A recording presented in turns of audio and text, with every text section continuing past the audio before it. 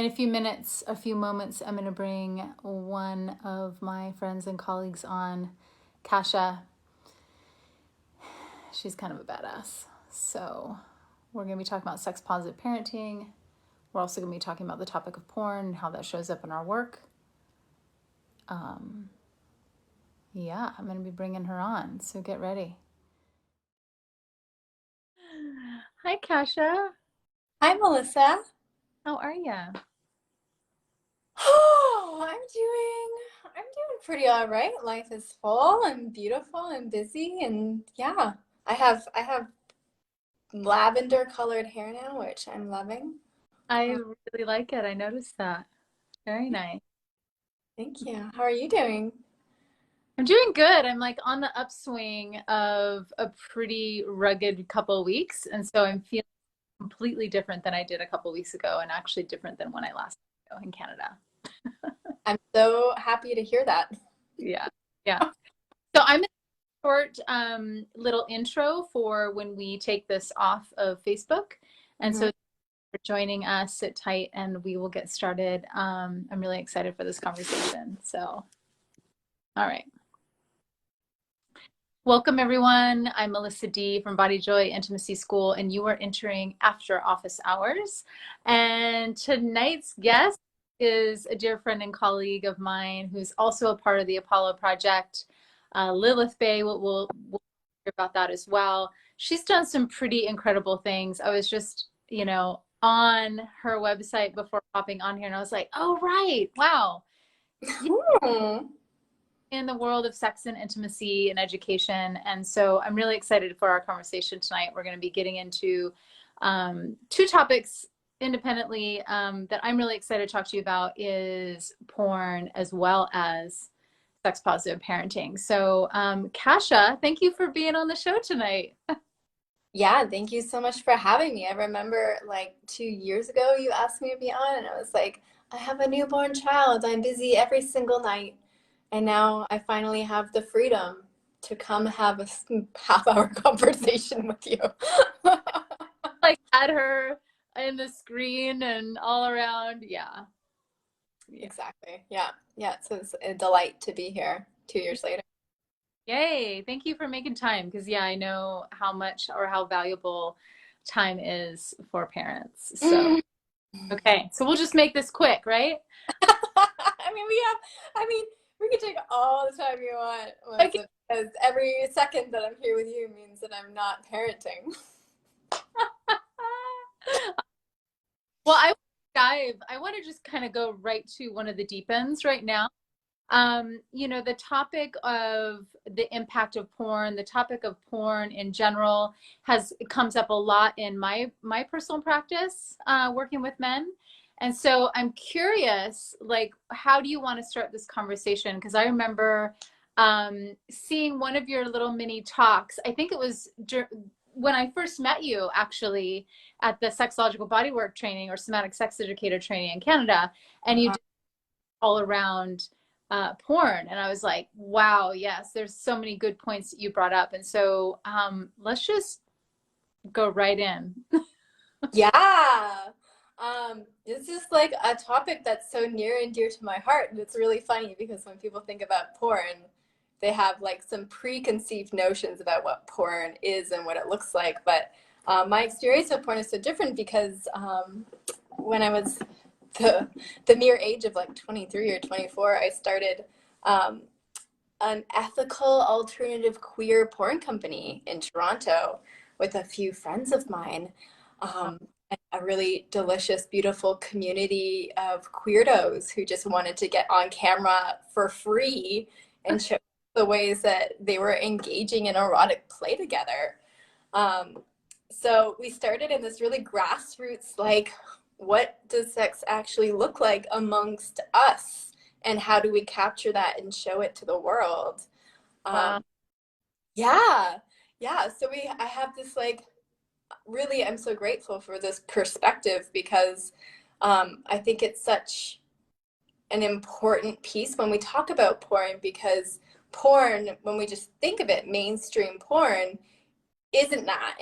It's like Hollywood entertainment. It's curated specifically for a very particular gaze, usually a male gaze. And they have directors, they have people lighting and doing makeup, they have people, there's scripts that go into it, they have people like preparing their bodies for the scenes that are happening. And part of what happens with Hollywood movies is that we take that information, if that's the only thing that we're being shown, and we think that that's how sex works. So that very, very popular phrase when it comes to sex educators, we don't learn how to drive by watching the Fast and the Furious. Right. The same thing for porn. It's like, okay, well, actually, porn in itself isn't inherently good or bad. It's like a spectrum. And if you're only watching one thing, it definitely has an impact. But there's so much good stuff out there. So yeah, that's what I really like. That's like the juicy piece of the conversation, is that it's not inherently bad for you. And I think most people think that it is. Mm-hmm. Just like noticing what you're consuming. Mm-hmm. Yeah. Yeah, I noticed that in my own kind of interests, is that I really enjoy watching connection happen. And so it can look like a slow kiss. It can look like, you know, people cuddling and grabbing. It can look like all these different things. And so whenever I'd find myself watching just kind of mainstream porn, like one of my partners would be watching it. I'm thinking back in like my early 20s, you know, where I didn't have a lot of experience with it, and they were really interested in this certain kind of porn, and it just didn't do a lot for me. And I thought, what else is out there? And I noticed that I would get really interested in, you know, live sex happening, and it was like authentic connection. Looked very different than what I had seen before. Yeah, exactly. Yeah. And I love, I think some of the other points that I remember you bringing up is, you know, there's scripts, there's lighting, there's this way to position the camera. There's a lot of editing that happens. And so there's something really different when we actually see folks connect in more authentic ways. And it doesn't have to be slow. It doesn't have to be sensual. It can look like all kinds of things, but you know, we don't really see a lot of the warm up. We don't see how it all actually unpacks. Yeah, the conversation. What are we doing? What are your boundaries today? Like the slip ups that happen of like, oh my gosh, I dropped the oil and now I have to like bend over here, and like weird body positions. Like there's so many pieces that aren't shown that are such critical parts and components of how we're like interacting intimately with each other. Yeah, it's a huge part, and that connection piece is also a really big deal. And you might notice if you go to more mainstream porn that because of all the cameras and positions and angles and like going for the money shot, there's not a whole lot of touching and like body to body connection that happens. It's all very like almost like you're over there and I'm over here, and like our genitals are kind of banging together, but otherwise we don't touch each other.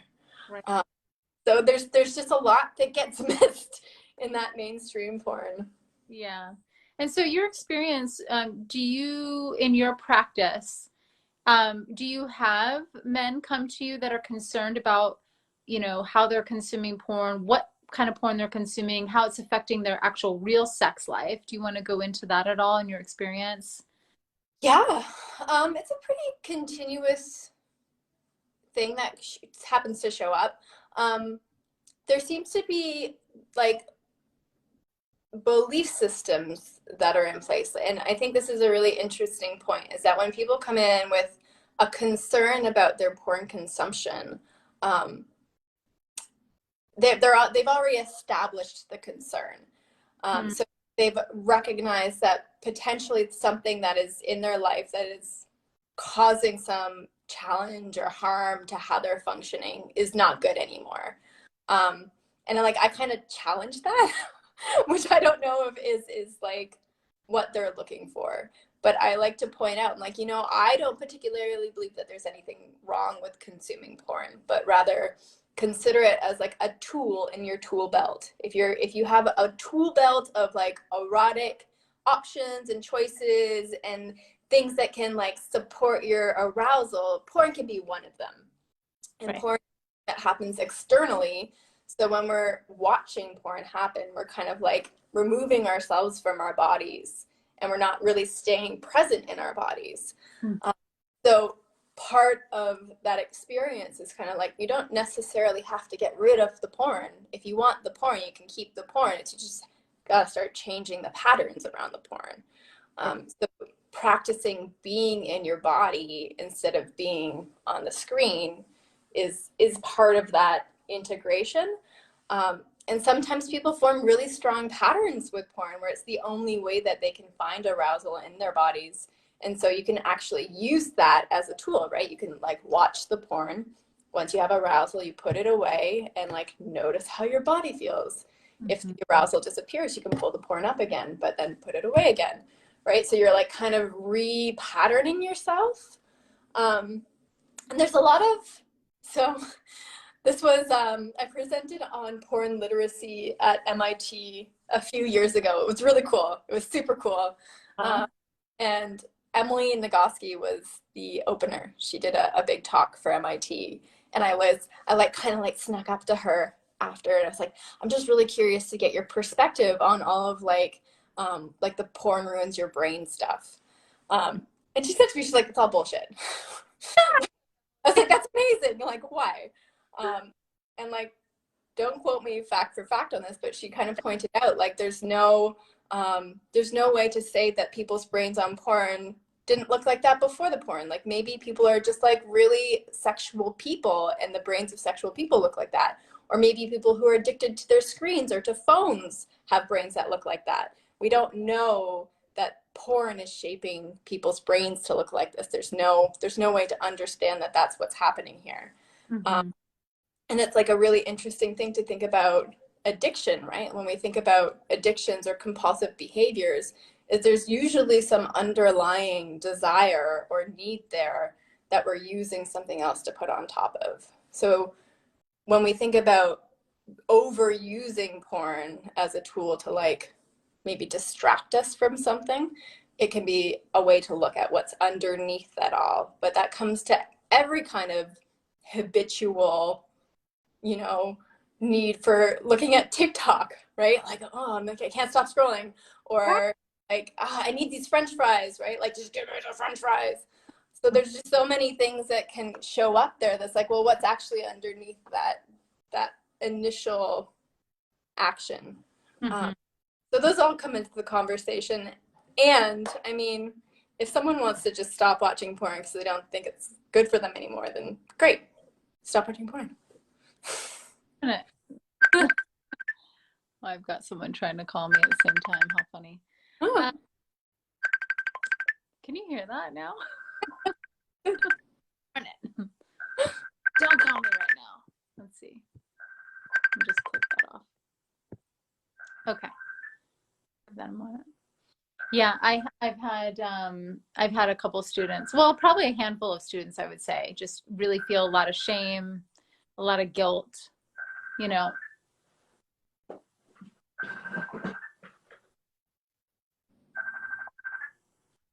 Do you ever have speakers turned on and various things? You're like, where is that sound coming from? Okay.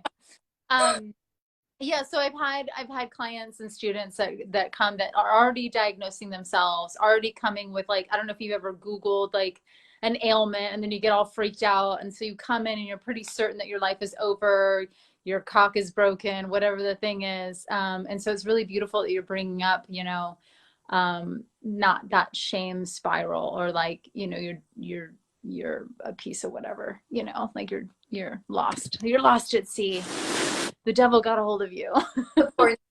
You're lost in the porn sea.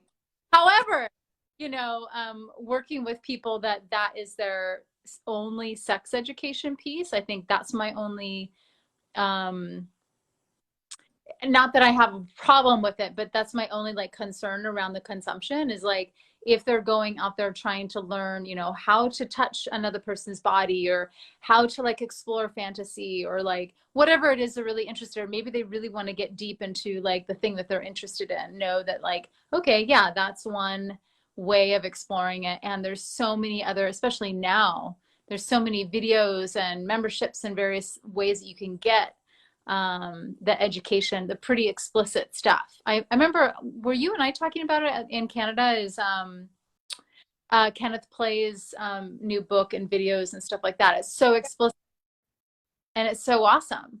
Yeah, yeah, it's super cool and really helpful and supportive and informative. And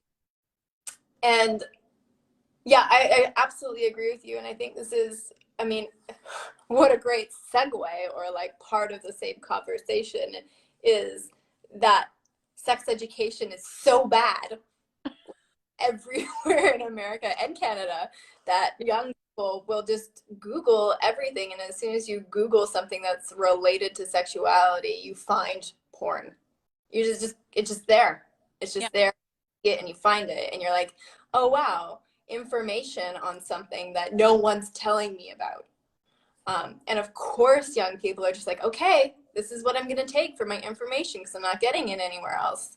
And I think this is why this conversation around porn literacy is so juicy, is because removing the shame around watching porn, because it's great, right? Like to have, there's so many reasons why someone would watch porn that aren't just like the singular, like, oh, I want to get off, right? Like there's so many reasons. Like I watch queer porn and it makes me feel more connected to my queerness. Like the things that we're participating in with what we're watching are like what is shaping our identities.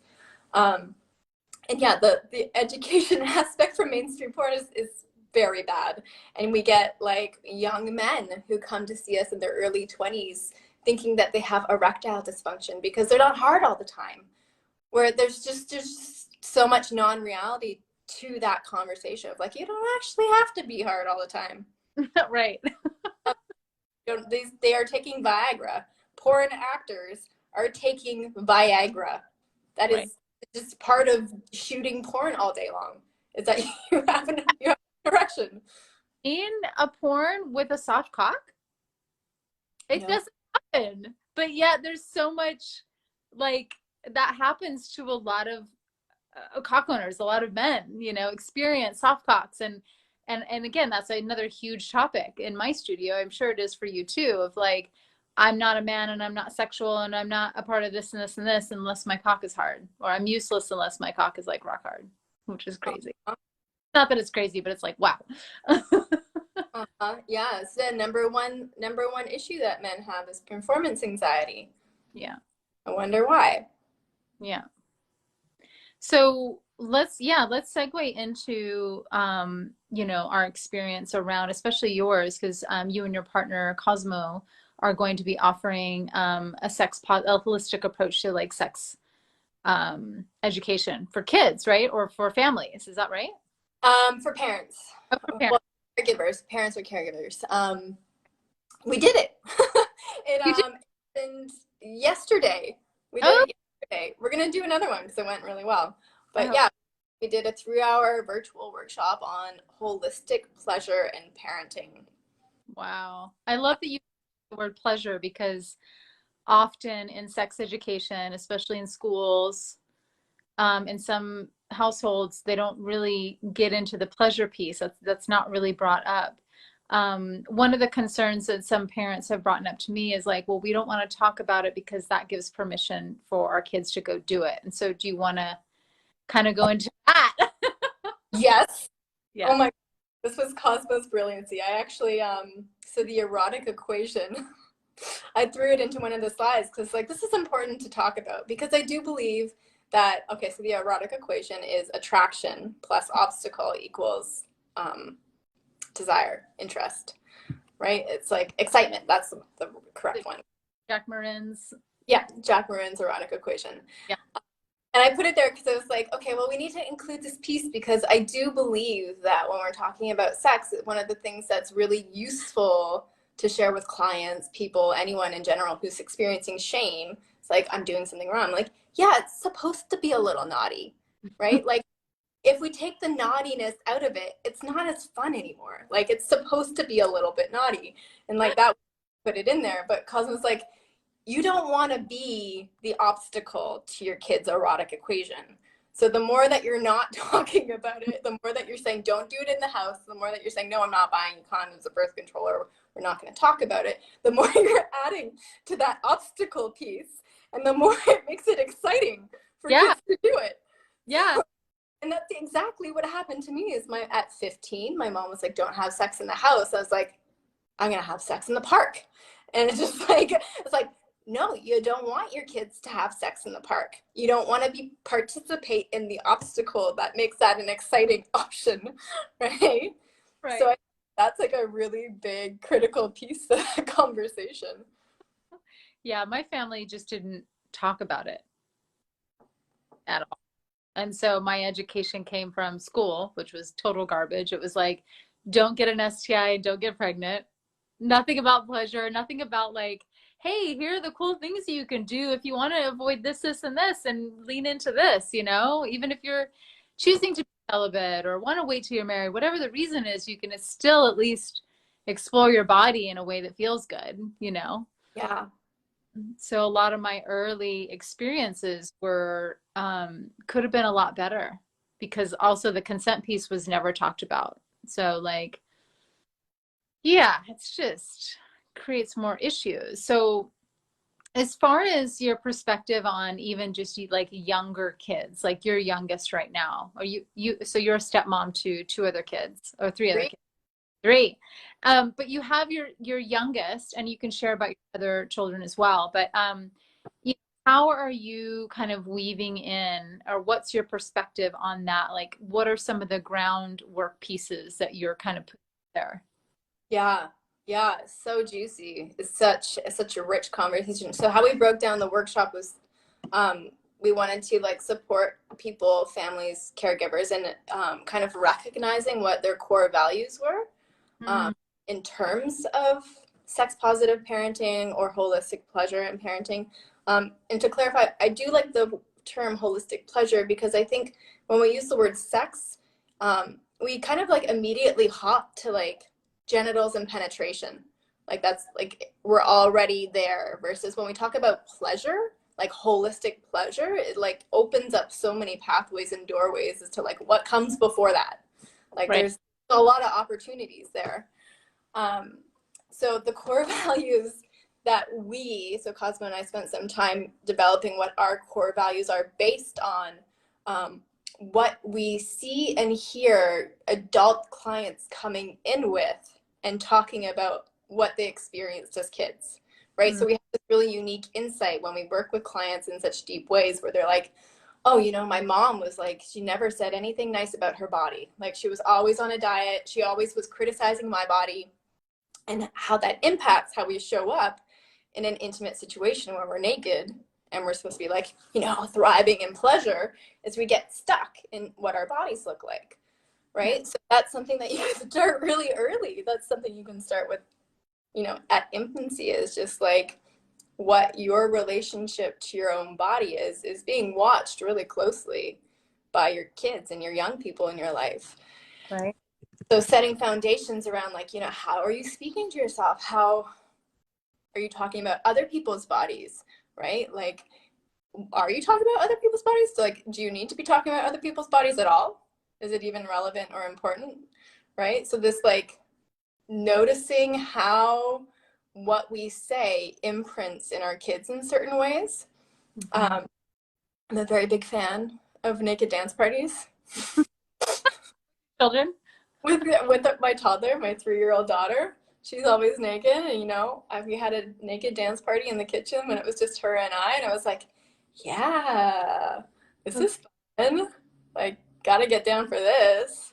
And you know, because even when I hear that, there's part of me that's like shy because I hear people criticizing nudity, children with their adult family members, any kind of nudity, and there being some sort of issue around that.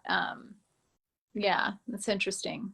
Yeah, and like that is totally valid. There's definitely going to be parents and caregivers in the world who are not comfortable being nude in front of their kids, right? So my core value there is going to be much different. And it was something that I noticed especially as a sex educator, especially as a young sex educator who ran naked workshops in my early 20s, right? Like, oh, I can play this game. I can dance around naked and know that this experience is going to have a very highly probably a positive impact on my child's relationship to her body and celebrating her body and being in her body, versus I'm uncomfortable right now. I'm naked. My child's naked. This is uncomfortable, right? So I already have the regulation in my body and my system to hold that in a way that's joyful. And not everybody can do that. And Yeah. that's and like we can still, like, you know, talk nicely to ourselves, or just even acknowledge, like, you know, our relationship to our bodies can be really complicated. Sometimes we don't get to choose what happens to our bodies. Sometimes things happen to our bodies and we're like, damn, this really fucking sucks. And we just have to be in our bodies anyway. Yeah. Right?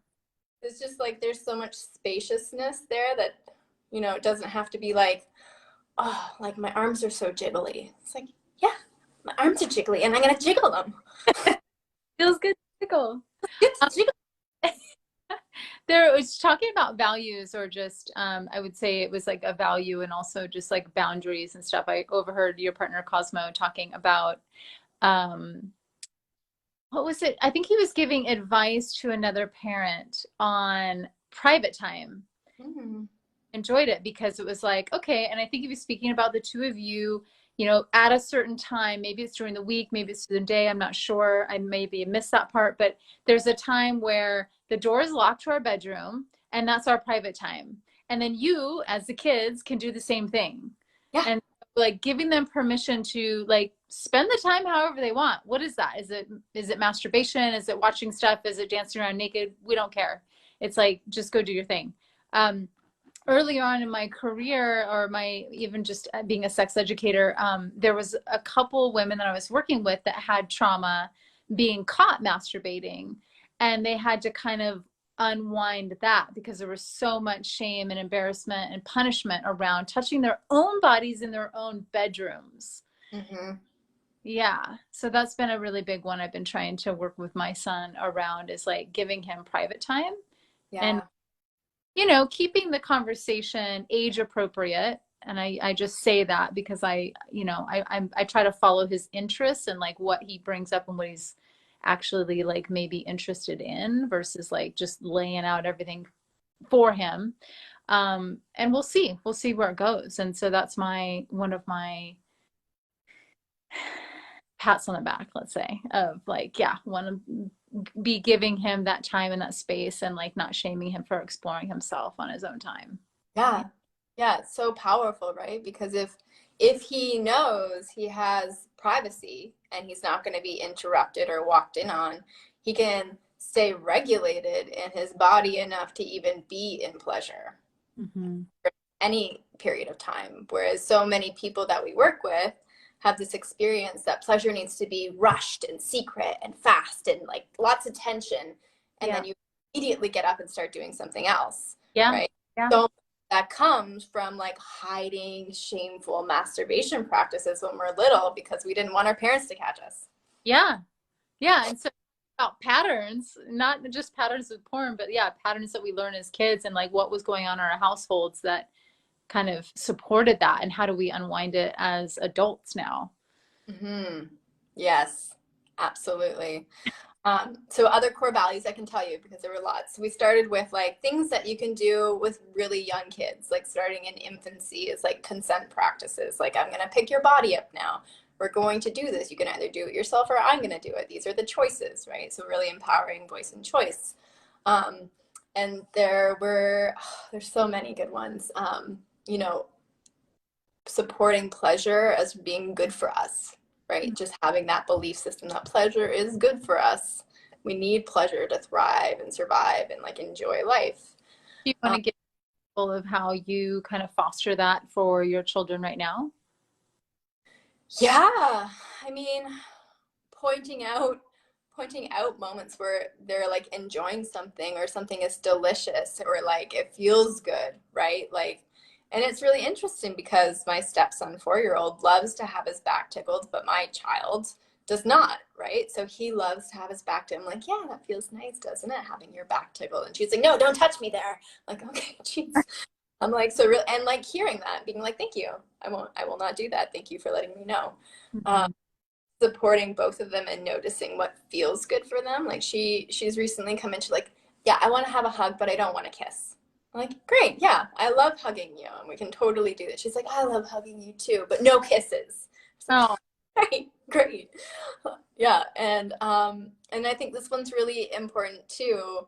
And this is one of the things that I got hung up in my journey of becoming a certified sex educator, was when we were talking about child development and sexuality. One of the things came up was only answer the questions that are asked.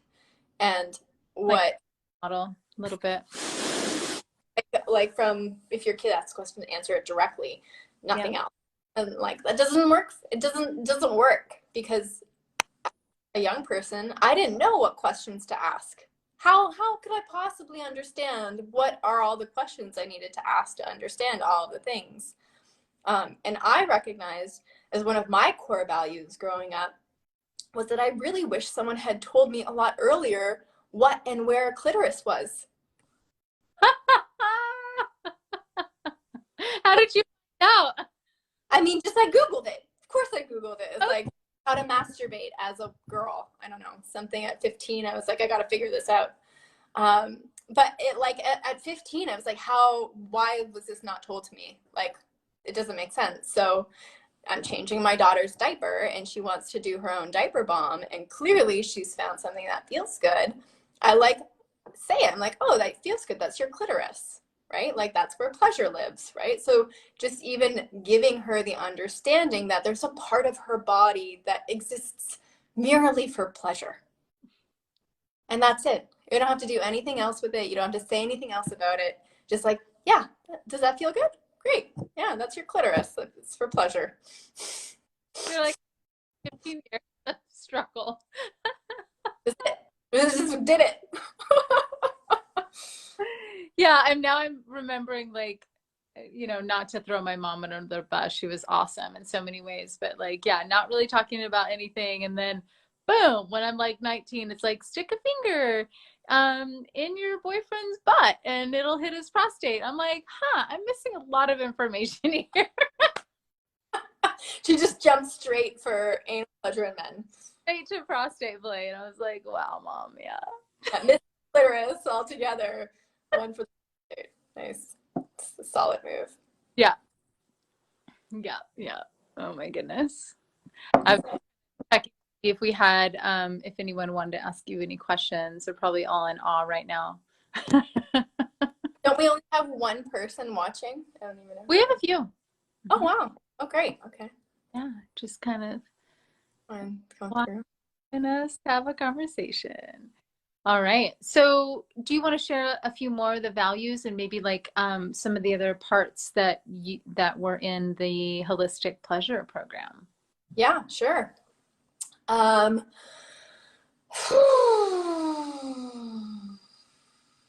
We had so many slides and now I'm just completely blanking on what they are now.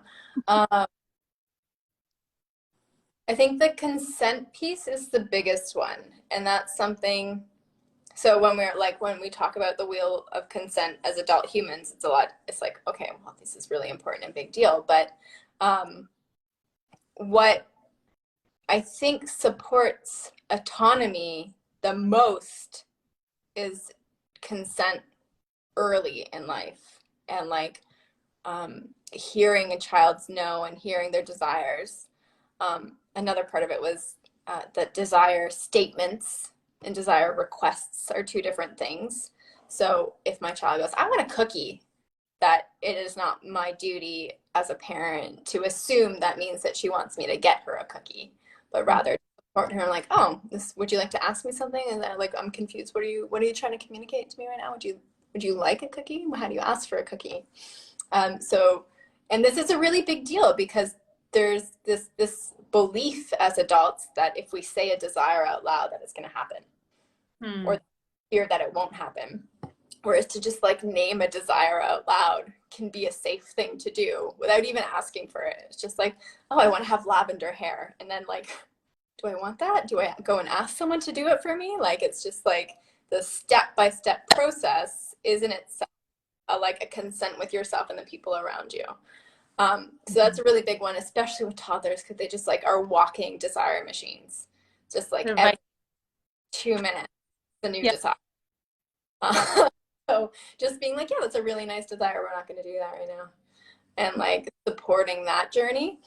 And the autonomy is so strong, is that as soon as my child had the capacity to start doing small things by herself, it was like, okay, we're leaving the house. Either I'm going to get your shoes on or you're going to get your shoes on. She would choose to do it herself. Or you need to get down from there. Either you can move your own body or I'm going to move your body in 5 seconds. Right? So she gets to choose which one she wants. And every single time she chooses the autonomous option. She wants to do it herself. And now that she's getting a bit older, she's like reverting back into like, I want you to do it for me. I'm like, interesting. But her clarity around, this is my body, you have to ask. This is my body. I said no. Like her own boundary bubble around her is so strong that there's like no doubt in my body that as if she can carry that forward in life in a sexual situation, if something was making her uncomfortable, she'd be like, stop, get off of me. What's wrong with you? Beautiful. Like that clarity. You know, a lot of us don't have that voice, that clarity. It's something that is developed later on. Yeah, and that's like a very high part because parents don't understand how to support that, right? It's like my way or the highway. Right. And like I get that because parenting is exhausting and sometimes you just need things to happen your way, otherwise you're going to explode inside. The little like tricks to getting them to do things is like, that's where the options come in, right? It's like, and we do that in our work, right? If someone comes in, they're like, I don't know what I want. It's like, okay, well, you can sit on the massage table or you can sit on the couch. Which one would you like? Right? We're going to choose somewhere to sit now, but these are the options. What option would you like? Mm-hmm. Right? There's like giving them something to choose from, and they're still making the choice, which is that empowering piece. Yeah. And it's like it's a little bit tricky because you're still getting the thing that you want to happen. Yeah, it's important work. Do you want to share a little bit before we pop off of here, just a little bit about the Apollo project? We just completed a retreat in Canada. Now we're going to be doing the one in Austin in August. From your perspective, what do you think does the Apollo project kind of offer? That's it, right? Yeah. I feel like geek out on this a little bit. So you and I are both like practitioners that work individually with people. And I mean, my experience with Apollo is that it's so magnificent, the like depth that we can go to with all of our clients because of the greater container that's being held. Mm-hmm. So in Canada, our facilitators are Cosmo, my husband. So I'm a big fan. And I'm also a really big fan of, coincidentally. But that they, as men, are role modeling and showing up in, I mean, essentially the ways that we're supporting our male clients to show up on like an individual basis. They're like role modeling those things directly in front of everybody, and having that role modeling experience of like, oh, this is an option for how I could do this. Oh, okay, I understand a bit more. It's so permissioning to have male facilitators supporting the male experience and not just female practitioners being like, you know, they say this is really good for you to like try this out. Like I'm just a female practitioner. I can't tell you for sure, but this is my training says this is a good idea to try it. But instead there's male facilitators being like, try this. This is the outcome. These are my experiences that I've had. These are the journeys that I've taken through these exact same issues that you're facing. and this helps. Mm-hmm. But all of those pieces, I think it's so men modeling nurturing. Yes, Max. Oh my God, it's incredible. And the male brotherhood that happens within that container is just so important. It's so important. And I think that men often come to women for nurturing, and to have that's flip, right? So that they're not both getting their erotic needs and nurturing needs met from the women in their lives, but also being able to lean into other men to talk about things that men are going through is really important. It's just like so beautiful. Mm-hmm. The brotherhood that happens in that space. That's lovely. Yeah, it's such a unique container to do all the processing with the men, eating delicious food, staying, in a beautiful retreat setting, and then getting the body work done to integrate all the things, and how all of that just creates this beautiful spiral. Pretty special. Yeah, it's really incredible. I really, really love what we're doing with Apollo. Mm-hmm. Yeah. How do you feel about it, Melissa? Well, when I tell people about it, I catch myself saying, "We are doing some edgy stuff." Like, because it's like we've been practicing for several years our modality, and then putting it into this container. But when I talk to someone brand new and they bring their questions, they're like, "So, what do the men do? Like, is there erotic touch? Can couples go?" Like they're just really curious about, like, what am I going to get out of this? Hmm. I realize it's a very special thing that Cosmo and Medi have created. And yeah, to be able to really go into that container that's held by men, to really like reflect and not feel so all alone, to know that there's like diversity and perspective, and then to be able to actually move through your stuff somatically. With pleasure, With as like no, my focus and power, I was just like, yeah, erotic pleasure is welcome in this space. And it's something you have access to daily in your body work sessions. Like that piece, I think, is just the cherry on top. yeah, I love it. I love it. Well, I'm looking forward to seeing you in Austin, Texas in August. Um, do you want to share here kind of how do people reach you, and what you got, anything that you've got going on that you'd like to share? I mean, I'm honored to work with Back to the Body. We have a retreat coming up, and that's probably the only thing on my mind right now. But Cosmo and I are in Victoria on Vancouver Island, and we both work with people individually. And my website that he is also on is honeyandwater.ca. I know that Kasia and Cosmo. I was like, oh, cute. No, he needed a website, and I was like, I could either make you one or just put you on mine, and it made sense. So, um, and yeah, Apollo is the Apollo Project, all with dashes between the words.com, the dash Apollo dash project.com. You can just Google it too. I'm sure it'll come up real quick. And I've just been really leaning into being a people in the world and gardening and doing things that aren't work related. So, oh my God. it's like I think there's more to this human experience. Yeah. Oh, thank you so much, Kasia. I really appreciate the work that you do in the world. I have a lot of respect for how you're parenting, how you're showing up, how you're doing your thing out there.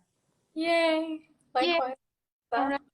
Well, thanks for joining us, everyone. I'm Melissa D with I said Back to the Body because I also work for Back to the Body, Body Joy Intimacy School, all the bodies. And yeah, Kasia, thank you so much for being on here. And if you're new to this, you can head over to YouTube or find us on Facebook and see other episodes with After Office Hours. All right. Good night, everyone.